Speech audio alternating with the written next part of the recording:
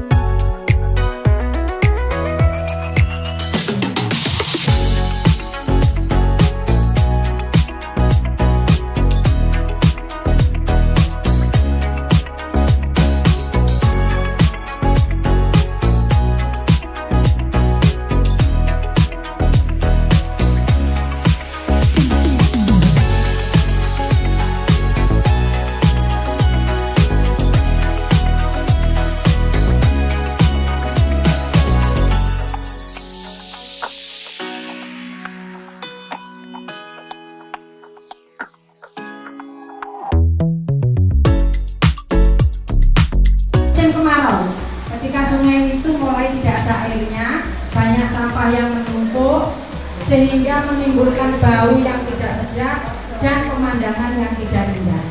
Karena itu kami akan menggunakan itu untuk proyek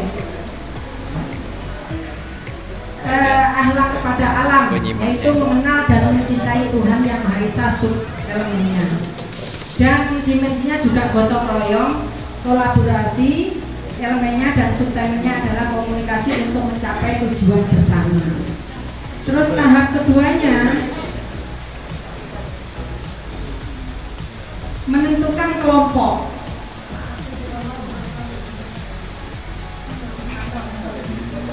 Menentukan kelompok ya. Bisa. Dimensinya masih tetap beriman dan bertakwa pada Tuhan, akhlak kepada manusia. Lanjut Pak. Jadi dari membentuk kelompok tadi ada 3 dimensi yang saya masukkan, yaitu bernalar kritis, juga bergotong royong. Elemennya memperoleh dan memproses informasi dan gagasan.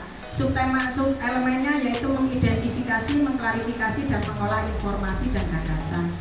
Lalu dimensi yang ketiga yaitu gotong royong.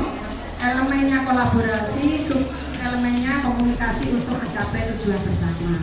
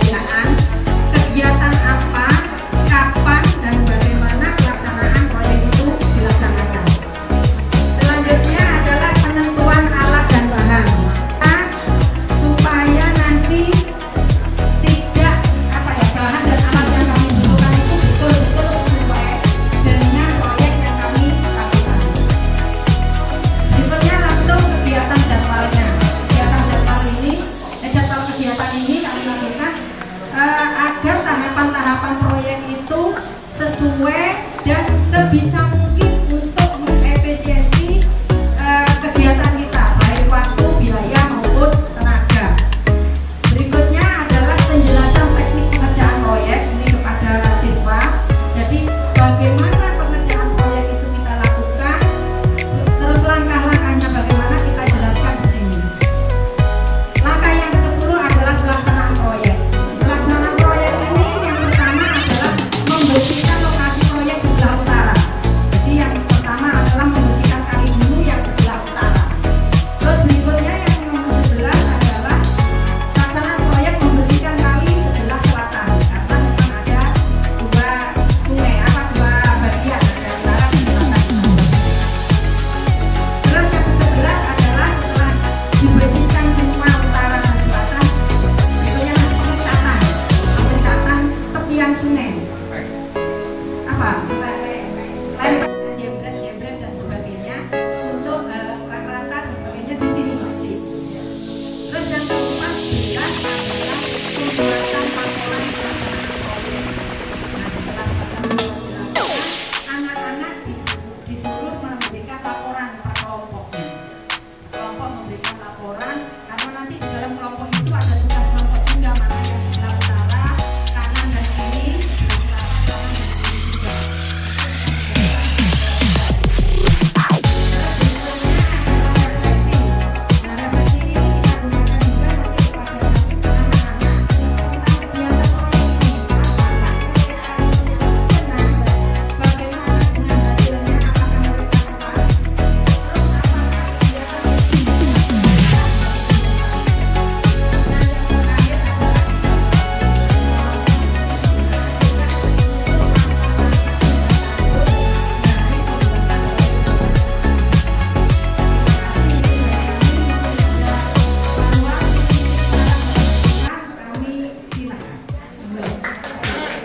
Bagus ya, sudah detail.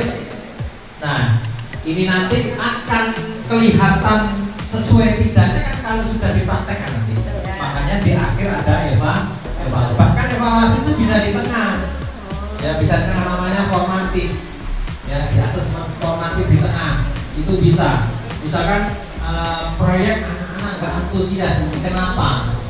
Nggak berjalan dengan sesuai harapan Bapak Ibu guru, kenapa? Itu di asesmen di tengah-tengah gak apa-apa, sehingga alur itu bisa segera dibenahi. Bapak Ibu, proyek ini mengantarkan anak agar mencapai dimensi-dimensi itu. Nah, nanti yang dinilai ya dimensinya itu atau elemen-elemennya itu. Apakah dengan proyek itu akhlak kepada alam anak terbentuk? Arahnya ke sana sebenarnya. Ya, maka saya khawatir proyek itu dimensi elemennya luput.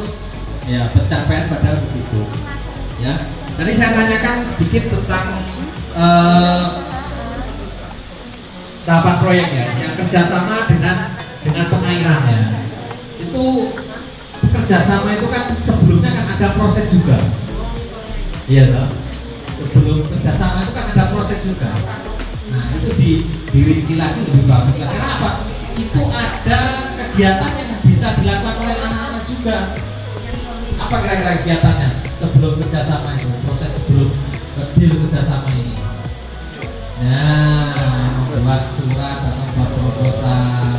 Semakin rinci, semakin detail akan semakin bagus, semakin mudah dengan melakukan asesmen atau penilaian. Juga nanti banyak akhirnya dimensi dan elemen-elemen yang muncul yang bisa tercover di sini. Ketika nanti berjalan ternyata tidak ada yang segera diganti saja, ternyata ini ada elemen yang cocok ini, ya tidak apa-apa diganti, boleh, nggak cocok waktu perjalanan, gitu kok.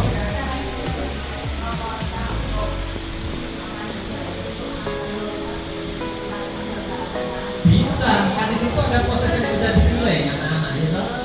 Walaupun proposalnya nanti yang membuat